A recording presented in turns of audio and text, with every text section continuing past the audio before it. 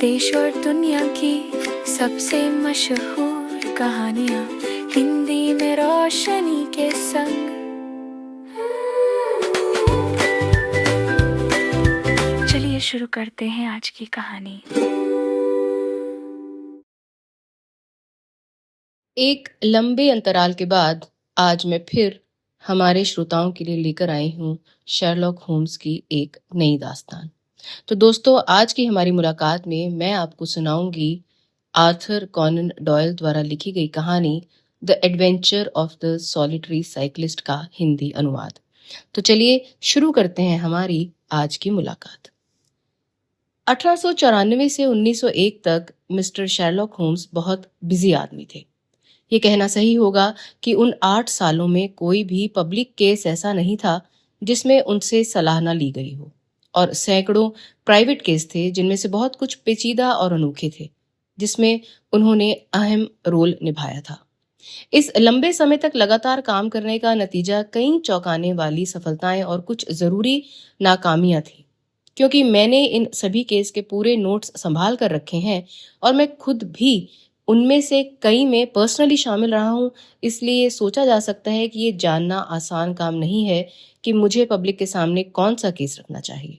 हालांकि मैं अपना पुराना नियम बनाए रखूंगा और उन केस को प्राथमिकता दूंगा जिनमें दिलचस्पी जुर्म की क्रूरता से उतनी नहीं जितनी कि सॉल्यूशन की सरलता और ड्रामेटिक क्वालिटी से होती है। इसी वजह से अब मैं अपने पढ़ने वालों के लिए चार्लिंगटन की अकेली साइकिल चलाने वाली मिस वायलेट स्मिथ से जुड़े फैक्ट्स और हमारी इन्वेस्टिगेशन का अजीब नतीजा बताऊंगा, जिसका नतीजा एक अनचाही ट्रेजेडी के तौर पर सामने आया। ये सच है कि हालात ने उन ताकतों का कोई खास उदाहरण देने की इजाजत नहीं दी जिनके लिए मेरा दोस्त मशहूर था, लेकिन इस केस में कुछ ऐसी बातें थीं जिनकी वजह से ये क्राइम के उन लंबे रिकॉर्ड में सबसे अलग था जिनसे मैंने इन छोटी कहानियों के लिए मटेरियल इकट्ठा किया है। साल 1895 की अपनी नोटबुक देखने पर मुझे पता चला कि शनिवार 23 अप्रैल को हमने पहली बार मिस वायलेट स्मिथ के बारे में सुना था। मुझे याद है होम्स को उनका आना बहुत बुरा लगा था, क्योंकि वह उस समय बहुत ही मुश्किल और उलझी हुई एक समस्या में उलझे हुए थे जो जाने माने तंबाकू करोड़पति जॉन विंसेंट हार्डन के साथ हुई अजीब जुल्म से जुड़ी थी। मेरे दोस्त, जिन्हें सबसे ज्यादा सोच की सटीकता और एकाग्रता पसंद थी, उन्हें ऐसी किसी भी चीज से चिढ़ होती थी जो उनका ध्यान उस मामले में भटकाती थी, और फिर भी बिना किसी सख्ती के जो उनके स्वभाव के खिलाफ थी, उस जवान और खूबसूरत औरत की कहानी सुनने से मना करना नामुमकिन था, जो लंबी, सुंदर और रानी जैसी थी, जो एक देर शाम बेकर स्ट्रीट पर आई और उनसे मदद और सलाह मांगी। ये कहना बेकार था कि उनका समय पहले ही पूरी तरह से बिजी था, क्योंकि वह जवान औरत अपनी कहानी सुनाने के पक्के इरादे से आई थी, और ये साफ था कि जब तक वह ऐसा नहीं कर लेती तब तक उसे कमरे से बाहर निकालने के लिए जबरदस्ती के अलावा कुछ भी नहीं किया जा सकता था। हार मानकर और थोड़ी थकी हुई मुस्कान के साथ होम्स ने उस खूबसूरत घुसपैठिए से बैठने और हमें बताने की गुजारिश की कि उसे क्या परेशान कर रहा है। कम से कम तुम्हारी सेहत से ऐसा नहीं लगता कि तुम्हें कोई परेशानी हो सकती है, उसने कहा, जब उसकी तेज नजरें उस पर टिकी। इतना जोशीला साइकिल चलाने वाला जरूर एनर्जी से भरा होगा। उसने हैरानी से अपने पैरों की तरफ देखा और मैंने देखा कि पैडल के किनारे से घर्षण करने की वजह से सोल का साइड थोड़ा खुरदुरा हो गया था। हाँ, मैं बहुत साइकिल चलाती हूँ मिस्टर होम्स, और इसका कुछ लेना देना आज मेरे पास आपके आने से है। मेरे दोस्त ने उस महिला का बिना दस्ताने वाला हाथ लिया और उसे उतने ही ध्यान से और उतनी ही कम भावना के साथ देखा जितना कोई साइंटिस्ट किसी सैंपल को देखता है। मुझे यकीन है आप मुझे माफ करेंगी, ये मेरा काम है, उसने कहा और उसका हाथ छोड़ दिया। मैं लगभग ये सोचकर गलती कर बैठा था कि आप टाइपराइटिंग करती हैं। बेशक ये साफ है कि ये म्यूजिक है। वॉटसन, आपने उंगली का नुकीला सिरा देखा, जो उन दोनों प्रोफेशन में आम है। हालांकि चेहरे पर एक स्पिरिचुअलिटी है। उसने धीरे से उसे रोशनी की तरफ घुमाया, जो टाइपराइटर से नहीं आती। ये लेडी एक म्यूजिशियन है। जी हाँ मिस्टर होम्स, मैं संगीत सिखाती हूँ। तुम्हारा रंग रूप देख के मुझे लगता है कि तुम किसी गांव से हो। जी सर, फनहेम के पास सरे की सीमा पर एक सुंदर इलाका और सबसे दिलचस्प लोगों से भरा हुआ। तुम्हें याद है वॉटसन कि यहीं के पास हम आर्ची स्टैमफोर्ड जालसाज को ले गए थे? अब मिस वायलेट, सरे के बॉर्डर पर फानहेम के पास तुम्हें क्या हुआ है? उस लड़की ने बड़ी साफ गोई और शांति से ये अजीब बात कही। मेरे पिता गुजर गए हैं मिस्टर होम्स। उनका नाम जेम्स स्मिथ था, जो पुराने इंपीरियल थिएटर में ऑर्केस्ट्रा चलाते थे। मेरी माँ और मैं दुनिया में बिना किसी रिश्तेदार के रह गए थे, सिवाय एक चाचा रॉल्फ स्मिथ के, जो 25 साल पहले अफ्रीका चले गए थे। और तब से हमने उनसे कभी कोई बात नहीं की। जब पिता गुजरे तो हम बहुत गरीब हो गए थे, लेकिन एक दिन हमें बताया गया कि द टाइम्स में हमारे बारे में पूछने के लिए एक ऐड आया है। आप सोच सकते हैं कि हम कितने खुश हुए होंगे, क्योंकि हमें लगा कि किसी ने हमारे लिए बहुत सारा पैसा छोड़ दिया है। हम तुरंत उस वकील के पास गए जिसका नाम अखबार में दिया गया था। वहां हम दो लोगों से मिले, मिस्टर कैरुथरस और मिस्टर वुडली, जो साउथ अफ्रीका से घर आए थे। उन्होंने कहा कि मेरे चाचा उनके दोस्त थे और जो कुछ महीने पहले जोहानिसबर्ग में बहुत गरीबी में मर गए, और उन्होंने अपनी आखिरी सांस में उनसे अपने रिश्तेदारों को ढूंढने और ये देखने के लिए कहा कि क्या उन्हें किसी चीज की कमी तो नहीं। हमें ये अजीब लगा कि अंकल रॉल्फ, जिन्होंने जिंदा रहते हुए हम पर कभी कोई ध्यान नहीं दिया, मरने के बाद हमारा इतना ध्यान क्यों रख रहे थे। लेकिन मिस्टर कैरुथर्स ने बताया कि ऐसा इसलिए हुआ क्योंकि मेरे अंकल को अभी अभी अपने भाई की मौत के बारे में पता चला था, इसलिए वे हमारी किस्मत के लिए खुद को जिम्मेदार मानते थे। होम्स ने कहा, माफ कीजिए, ये इंटरव्यू कब हुआ था? पिछले दिसंबर, 4 महीने पहले। अच्छा, कृपया आगे बढ़ाइए बात को। मिस्टर वुडली मुझे बहुत बुरे इंसान लगे। वे हमेशा मुझे घूर रहे थे। एक बदतमीज फूले हुए चेहरे वाला, लाल मूंछों वाला नौजवान, जिसके बाल माथे के दोनों तरफ बंधे हुए थे। मुझे लगा कि वे बहुत नफरत करने वाला इंसान है, और मुझे यकीन था कि सिरिल नहीं चाहेंगे कि मैं ऐसे किसी इंसान को जानूं। होम्स ने मुस्कुराते हुए कहा, ओ, तो उसका नाम सिरिल है। युवती शर्मा गई और हंस पड़ी। हाँ मिस्टर होम्स, सिरिल मार्टिन, एक इलेक्ट्रिकल इंजीनियर, और हम उम्मीद करते हैं कि गर्मियों के आखिर में हम शादी कर लेंगे। हे भगवान, मैं उनके बारे में बात कैसे करने लगी। मैं ये कहना चाहती थी कि मिस्टर वुडली बिल्कुल बुरे थे, लेकिन मिस्टर कैरुथर्स बहुत भले आदमी लगे, ज्यादा अच्छे। वह सांवले, पीले, क्लीन शेव, चुप रहने वाले इंसान, लेकिन उनके तौर तरीके अच्छे थे और उनकी मुस्कान भी अच्छी थी। उन्होंने पूछा कि हम जिंदगी का गुजारा कैसे कर रहे हैं, और ये जानकर कि हम बहुत गरीब हैं, उन्होंने सुझाव दिया कि मैं आकर उनकी 10 साल की इकलौती बेटी को संगीत सिखाऊं। मैंने कहा कि मैं अपनी माँ को घर पर छोड़ना पसंद नहीं करती, तो उस पर उन्होंने सुझाव दिया कि मैं हर वीकेंड उनके घर आऊं, और उन्होंने मुझे साल में $100 देने का ऑफर किया, जो वाकई बहुत अच्छी तनख्वाह थी।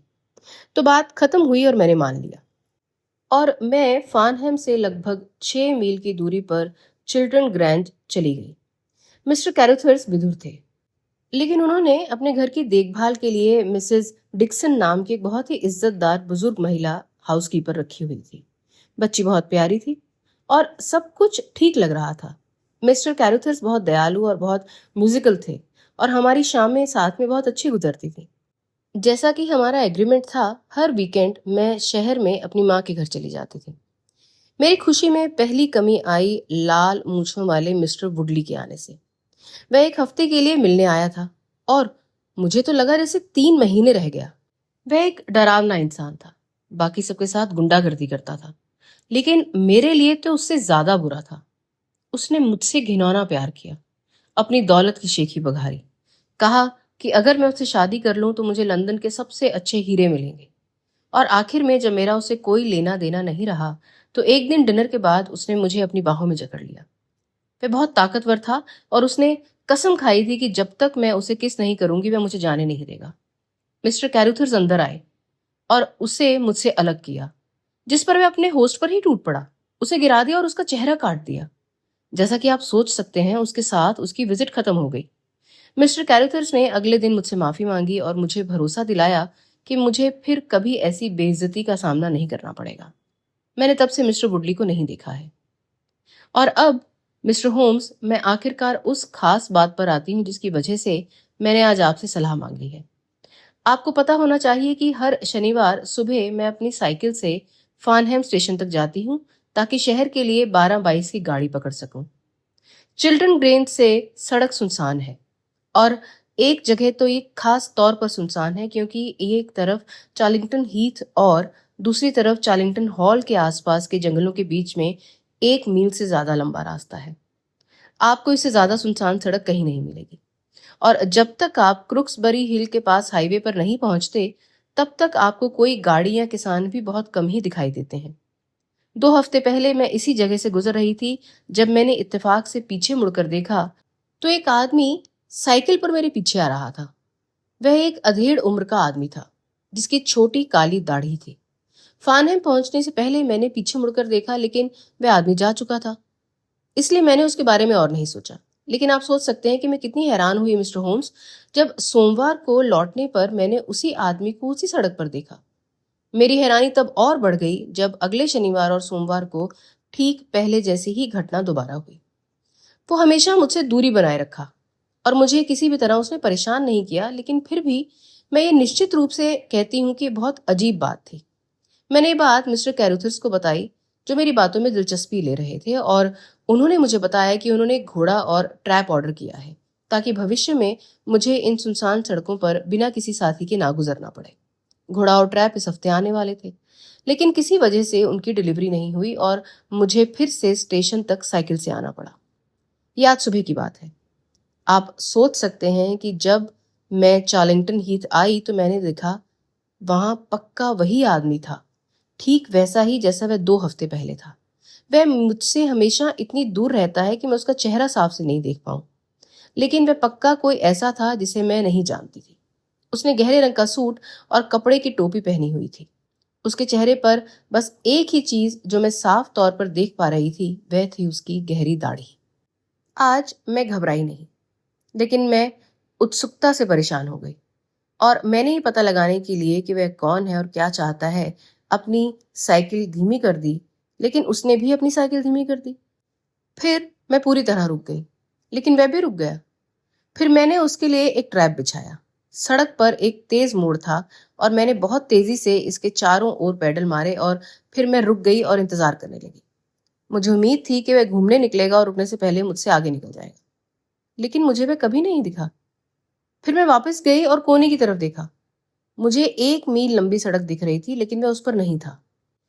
और भी अजीब बात यह थी कि इस जगह पर कोई साइड रोड नहीं थी जिस पर वह जा सकता था। होम्स हंसे और अपने हाथ मलने लगे।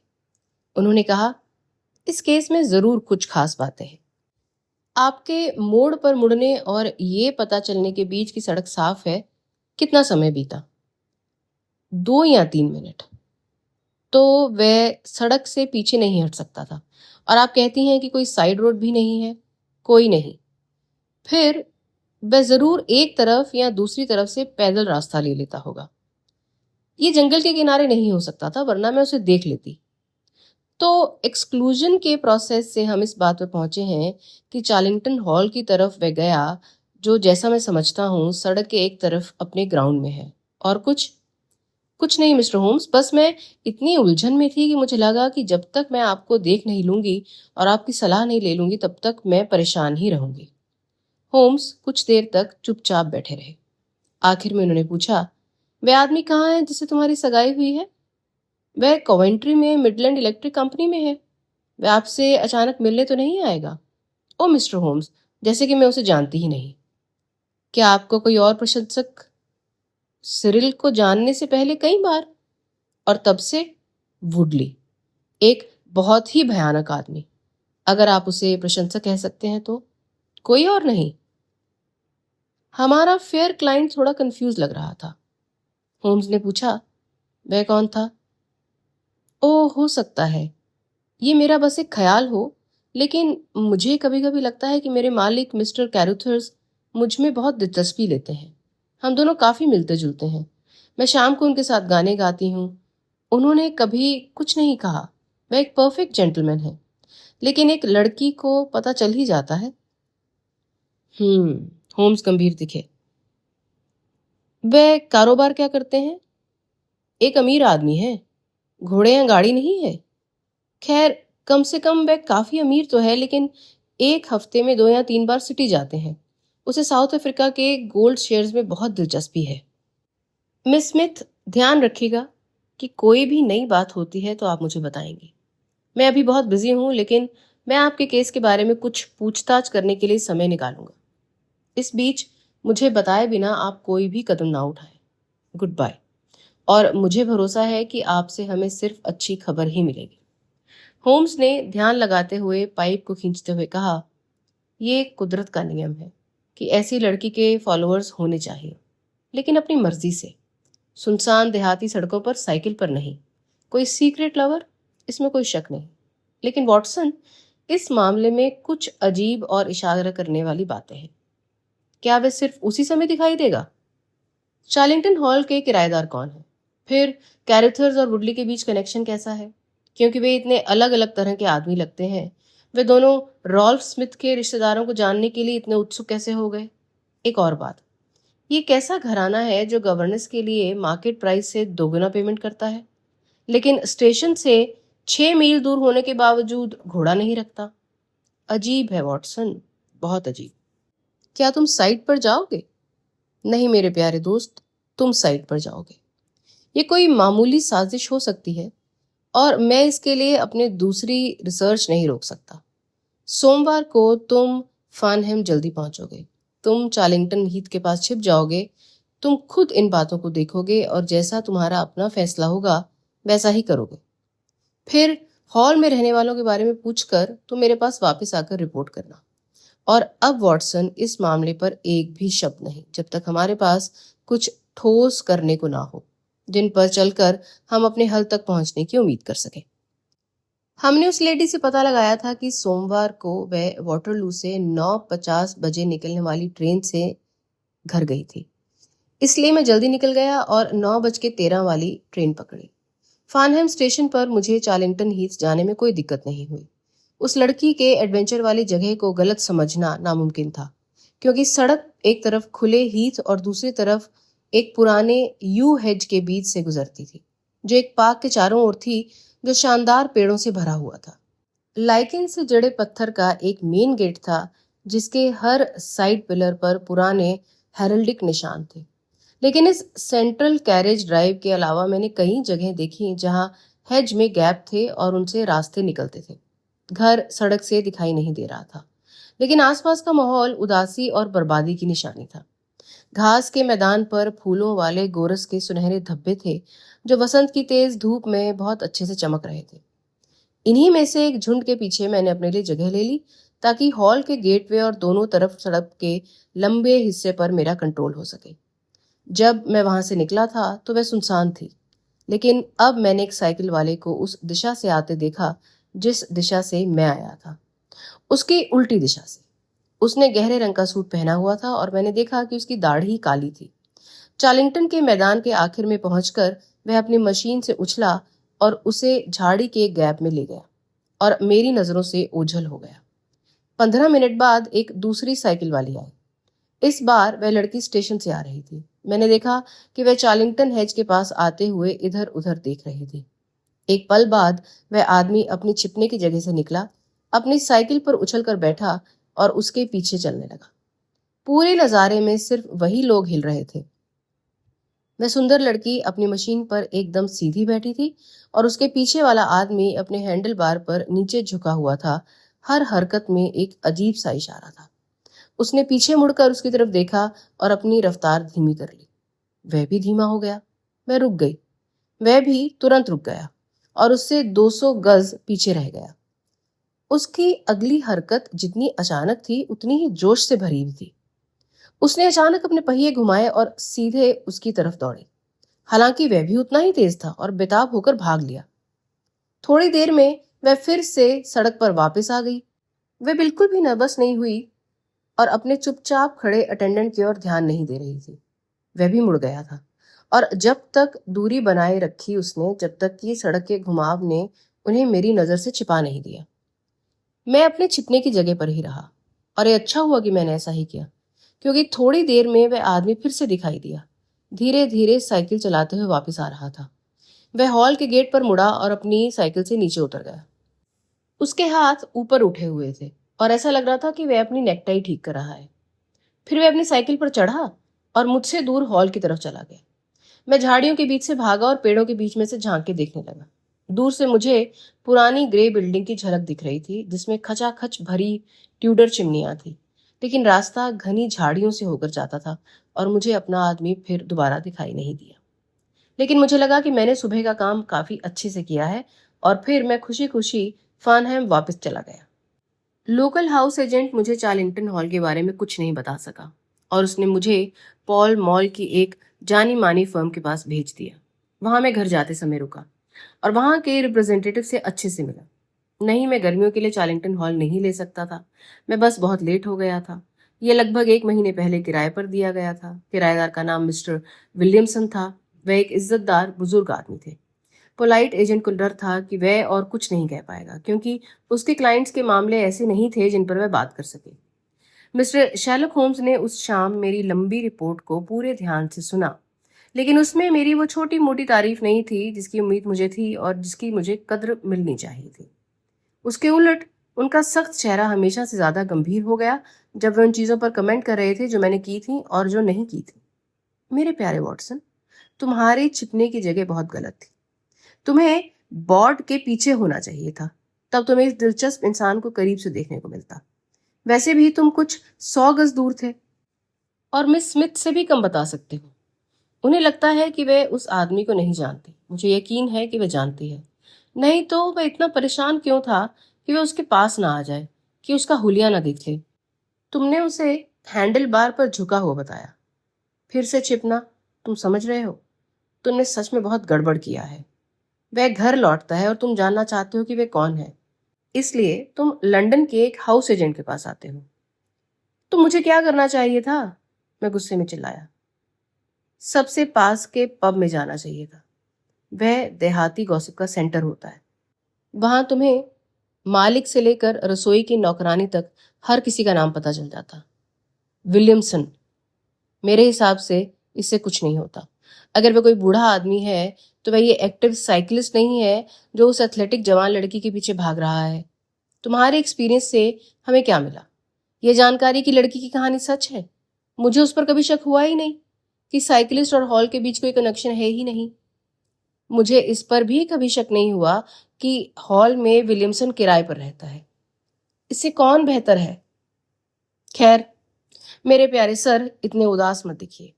हम अगले शनिवार तक और कुछ नहीं कर सकते और इस बीच मैं खुद एक दो से पूछताछ करूंगा।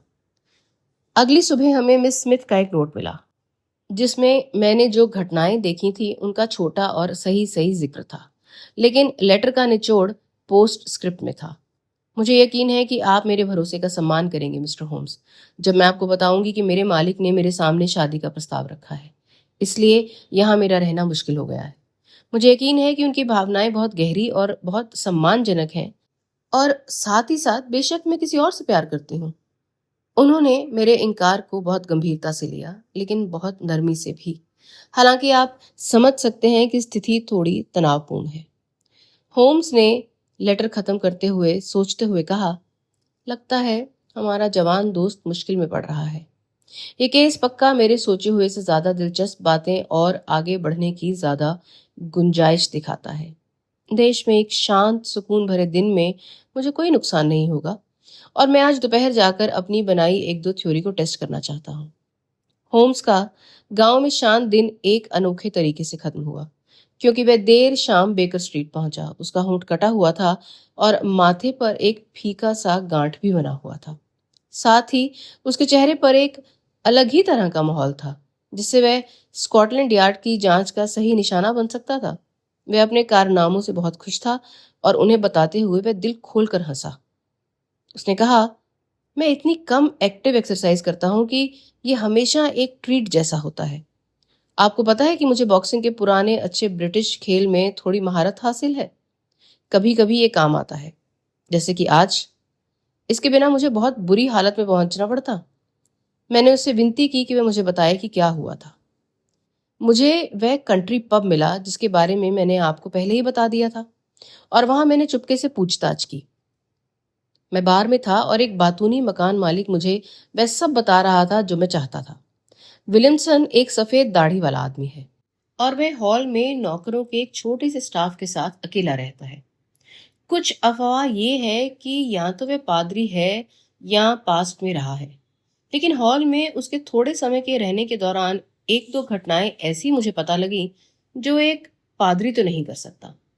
मैंने पहले ही एक पादरी एजेंसी में कुछ और पूछताछ की और उन्होंने मुझे बताया कि उस नाम का एक आदमी ऑर्डर में था जिसका करियर बहुत ही बुरा रहा है। मकान मालिक ने मुझे आगे बताया कि हॉल में आमतौर पर वीकेंड पर मेहमान आते हैं, बहुत अच्छे लोग सर, और खासकर लाल मूंछों वाले एक सज्जन जिनका नाम मिस्टर वुडली था, जो हमेशा वहां रहते थे। हम यहाँ तक पहुंच ही गए थे कि कौन आया, लेकिन वे सज्जन खुद, जो टैप रूम में अपनी बियर ले रहे थे और उन्होंने हमारी पूरी बातचीत सुन ली थी, मुझसे पूछा कि मैं कौन था और मुझे क्या चाहिए था। सवाल पूछने का मेरा क्या मतलब था। उनकी भाषा का फ्लो बहुत अच्छा था और उनके एडजेक्टिव बहुत जोरदार थे। उन्होंने गालियों का एक सिलसिला एक खतरनाक बैक हैंडर से खत्म किया, जिससे मैं पूरी तरह से बच नहीं पाया। अगले कुछ मिनट बहुत मजेदार थे। ये एक बदमाश के खिलाफ सीधा लेफ्ट था। मैं वैसे ही निकला जैसे आप मुझे देख रहे हैं। मिस्टर वुडली एक कार्ट में घर चले गए।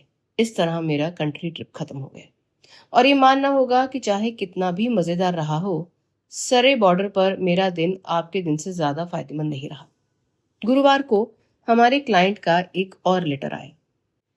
मिस्टर होम्स, आपको ये सुनकर हैरानी नहीं होगी कि मैं मिस्टर कैरुथर्स की नौकरी छोड़ रही हूँ।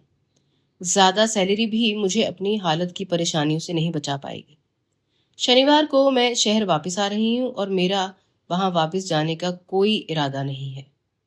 मिस्टर कैथुरस के पास एक जाल है और इसलिए सुनसान सड़क के खतरे, अगर कभी कोई खतरे थे, तो अब खत्म हो गए।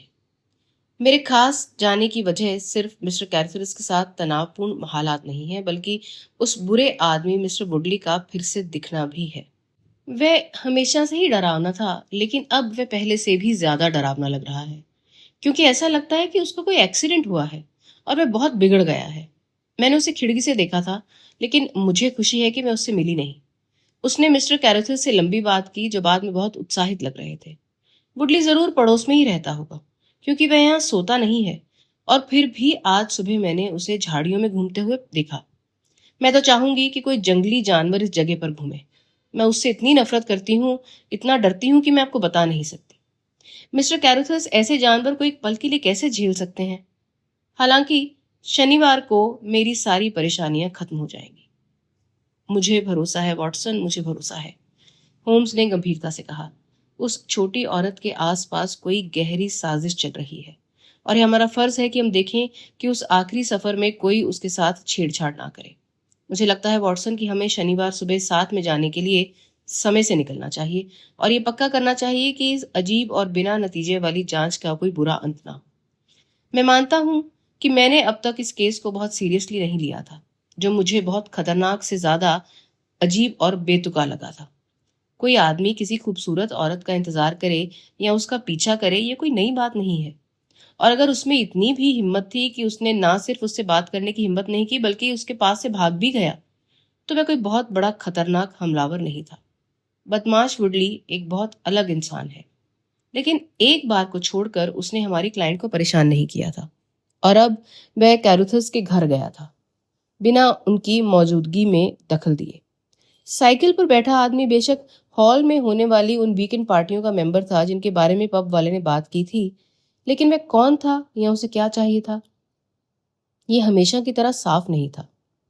होम्स के बर्ताव की सख्ती और ये बात कि उसने हमारे कमरों से निकलने से पहले अपनी जेब में एक रिवॉल्वर रख ली थी, जिससे मुझे लगा कि इस अजीब घटनाओं के पीछे कोई दुखद घटना छिपी हो सकती है। बारिश वाली रात के बाद एक शानदार सुबह हुई थी और घास से ढका गांव का इलाका, जिसमें फूलों वाले गोरस के चमकते हुए गुच्छे थे, उन आंखों को और भी खूबसूरत लग रहे थे जो लंदन के धूसर, फीके और स्लेट ग्रे रंगों से थक चुकी थी। होम्स और मैं सुबह की ताजी हवा में सांस लेते हुए और पक्षियों के संगीत और बसंत की ताजी सांस का आनंद लेते हुए चौड़ी रेतीली सड़क पर चल रहे थे। क्रुक्सबरी हिल के कंधे पर सड़क के बाहर से हम पुराने ओक के पेड़ों के बीच से निकलता हुआ उदास हॉल देख सकते थे, जो पुराने होने के बावजूद उस इमारत से अभी भी छोटे थे जिसके चारों ओर वे थे। होम्स ने सड़क के उस लंबे हिस्से की ओर इशारा किया जो घास के भूरे और जंगल के खिलते हरे रंग के बीच एक लाल पीली पट्टी की तरह घुमावदार थी। दूर एक काले बिंदु की तरह हम एक गाड़ी को अपनी दिशा में आते हुए देख सकते थे। होम्स ने बेसब्री से कहा।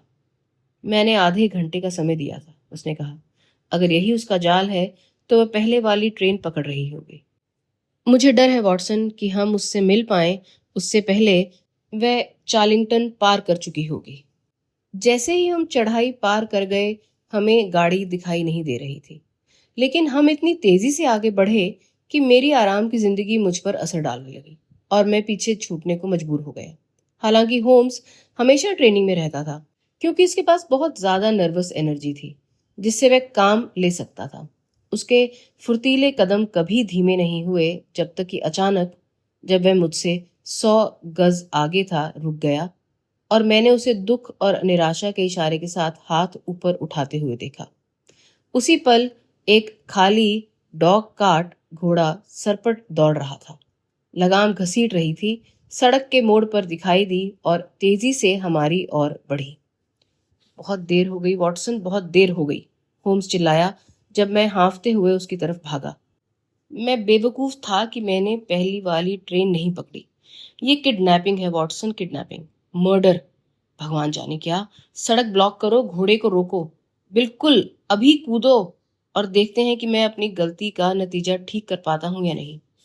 हम डॉग कार्ट में कूद गए थे और होम्स ने घोड़े को मोड़कर उसे चाबुक से जोर से मारा और हम सड़क पर वापस भागे। जैसे ही हम मोड़ पर मुड़े, हॉल और हीथ के बीच की पूरी सड़क खुल गई। मैंने होम्स का हाथ पकड़ लिया। यही तो वह आदमी है, मैं हांफते हुए बोला। वह अकेला साइकिल वाला हमारी तरफ आ रहा था। उसका सिर नीचे था और कंधे मुड़े हुए थे। वह अपनी पूरी ताकत पैडल पर लगा रहा था। वह एक रेसर की तरह उड़ रहा था।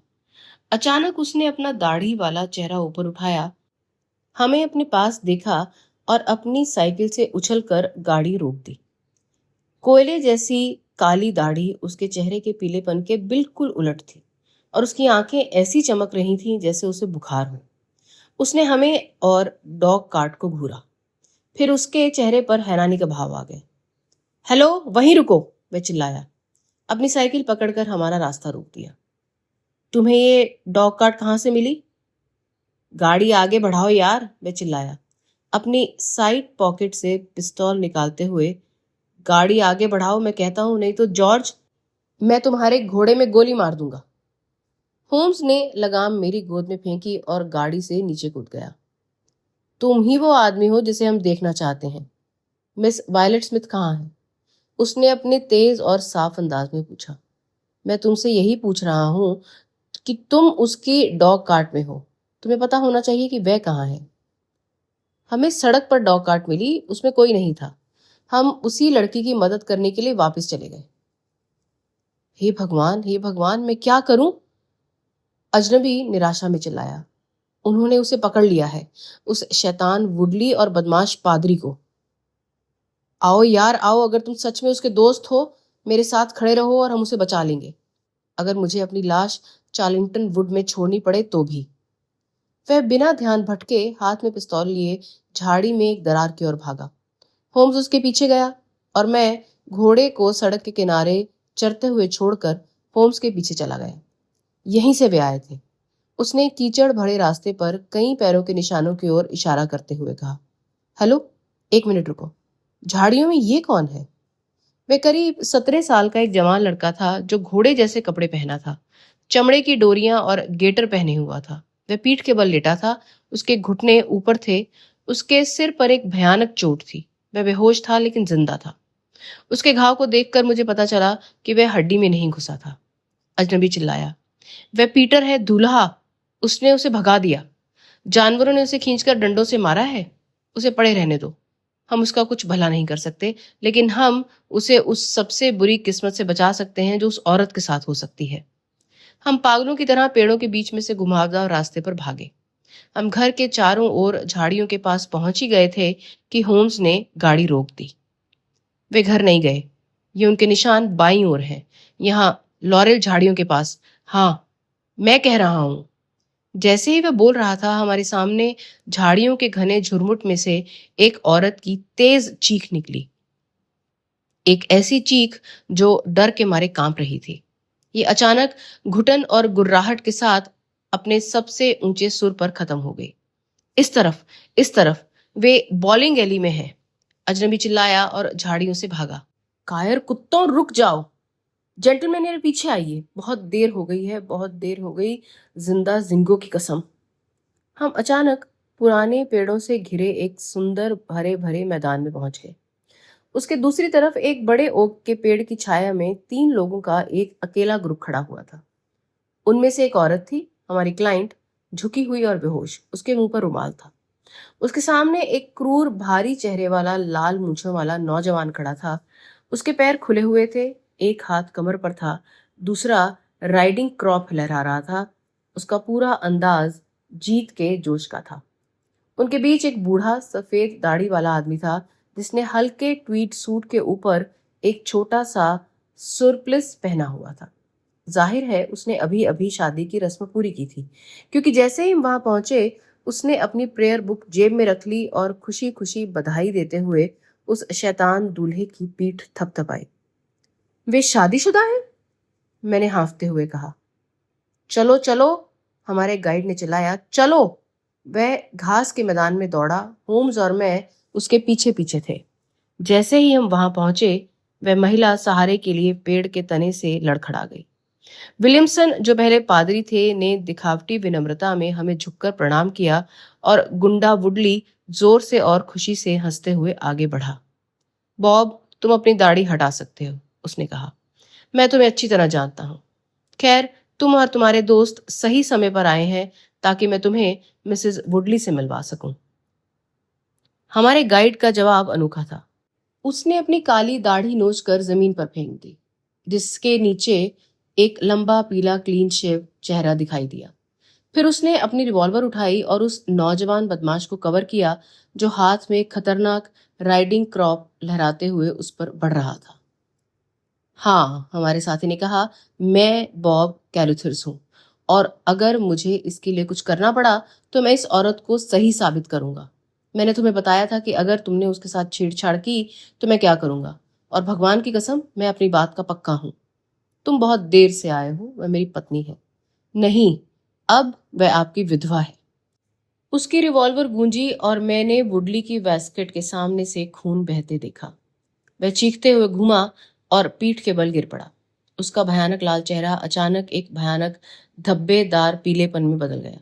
बूढ़ा आदमी, जो अभी भी अपनी सपिल्स पहने हुए था, इतनी गंदी गालियां देने लगा जैसी मैंने पहले कभी नहीं सुनी थी, और उसने अपनी रिवॉल्वर निकाली।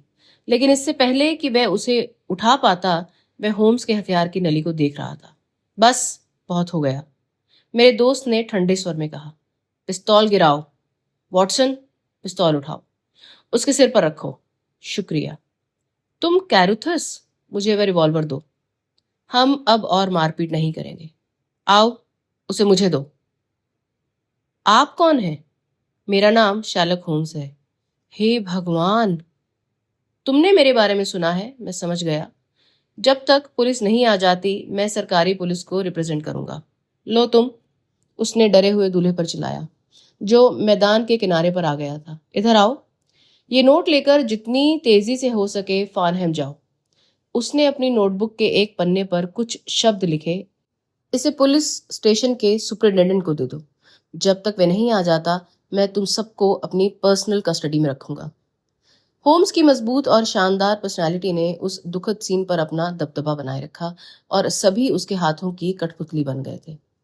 विलियमसन और कैरुथर्स घायल वुडली को घर के अंदर ले जा रहे थे, और मैंने डरी हुई लड़की को अपना हाथ दिया।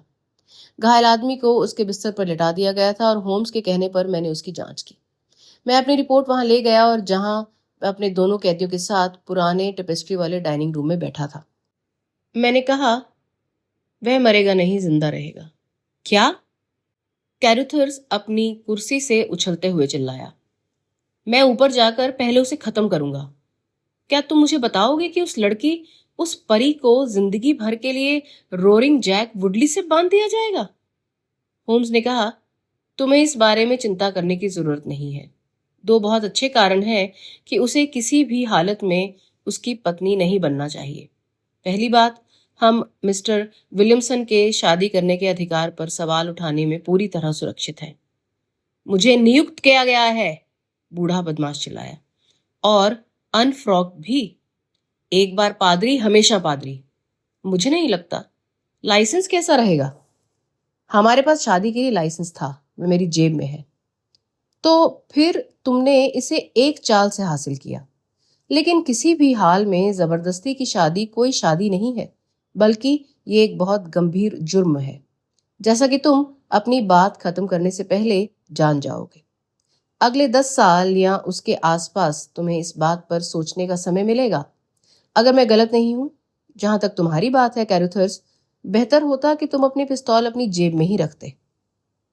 मुझे भी ऐसा ही लगने लगा है मिस्टर होम्स, लेकिन जब मैंने उन सभी सावधानियों के बारे में सोचा जो मैंने इस लड़की को बचाने के लिए बरती थी, क्योंकि मैं उससे प्यार करता था मिस्टर होम्स, और यही एकमात्र समय था जब मुझे पता लगा कि प्यार क्या होता है, तो ये सोचकर मैं काफी पागल हो गया कि वह साउथ अफ्रीका के सबसे बड़े बदमाश और गुंडे के कब्जे में थी।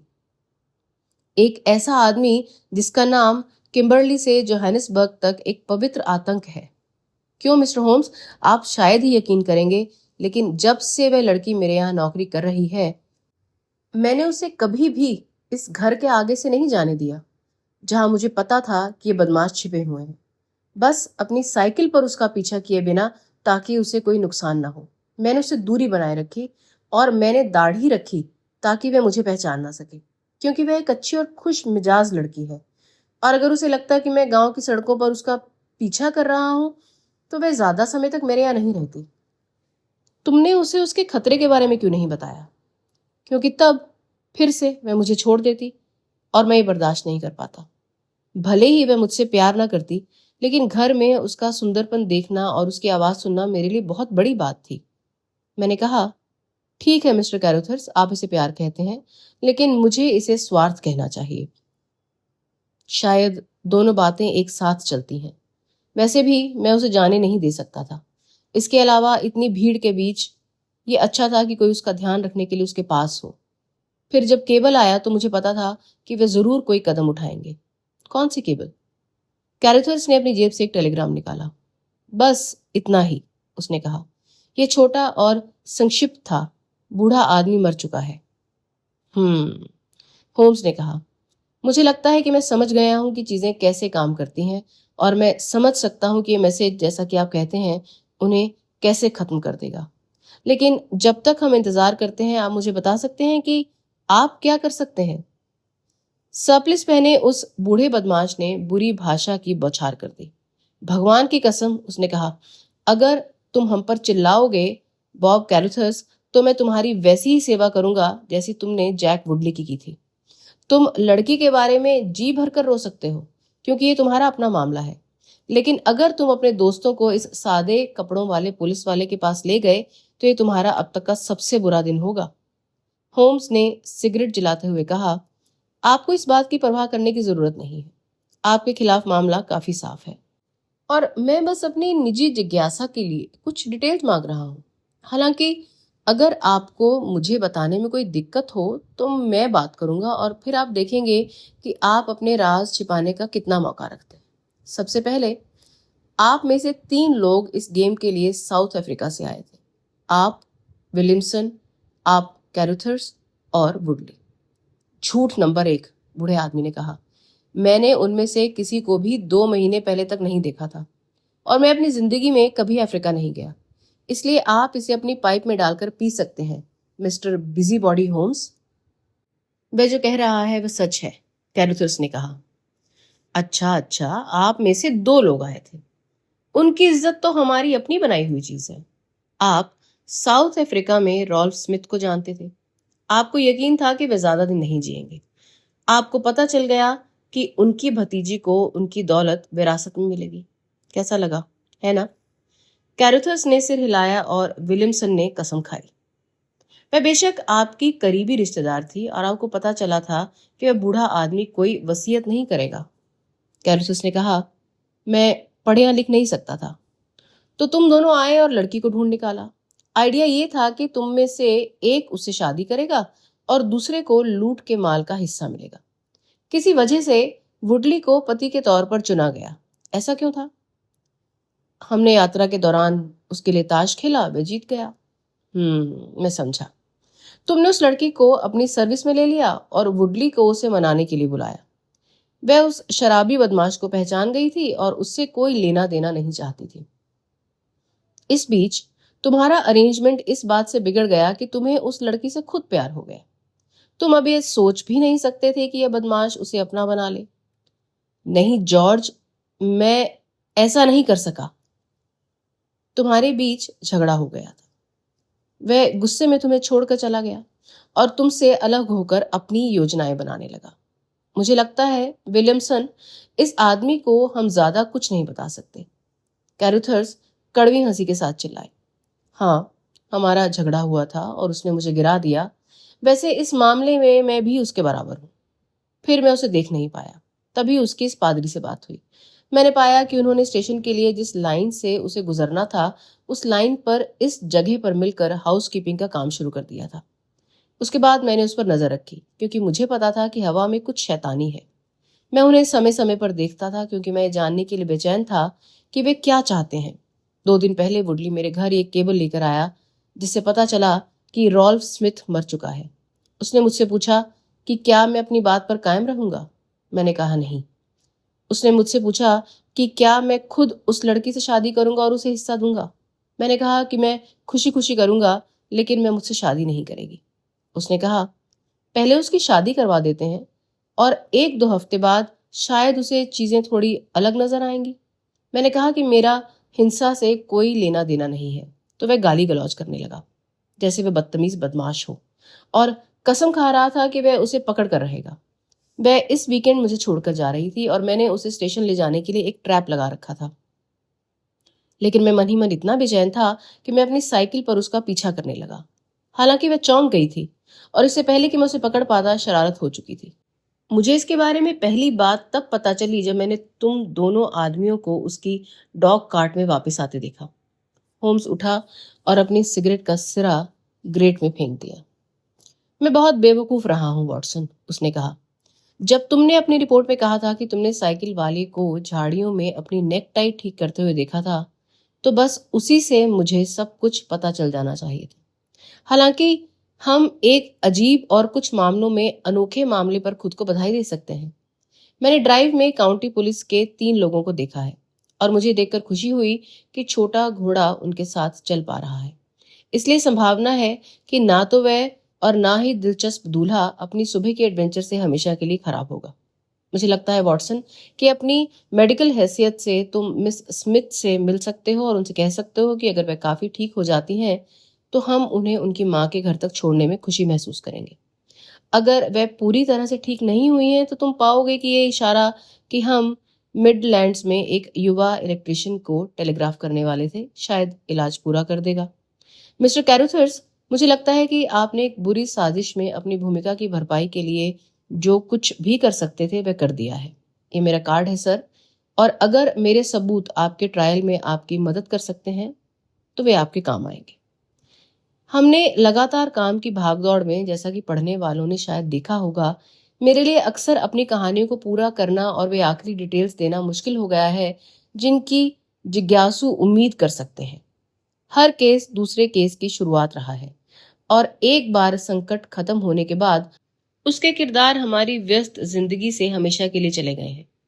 हालांकि मुझे इस केस से जुड़ी अपनी मैन्युस्क्रिप्ट्स के आखिर में एक छोटा सा नोट मिला है जिसमें मैंने रिकॉर्ड किया है कि मिस वायलेट स्मिथ को सच में एक बड़ी दौलत विरासत में मिली थी और अब वह मशहूर वेस्टमिंस्टर इलेक्ट्रिशियन मार्टिन और कैनेडी के सीनियर पार्टनर सिरिल मार्टिन की पत्नी है। विलियमसन और वुडली दोनों पर किडनैपिंग के हमले का केस चला। पहले वाले को 7 साल और दूसरे को 10 साल की सजा हुई।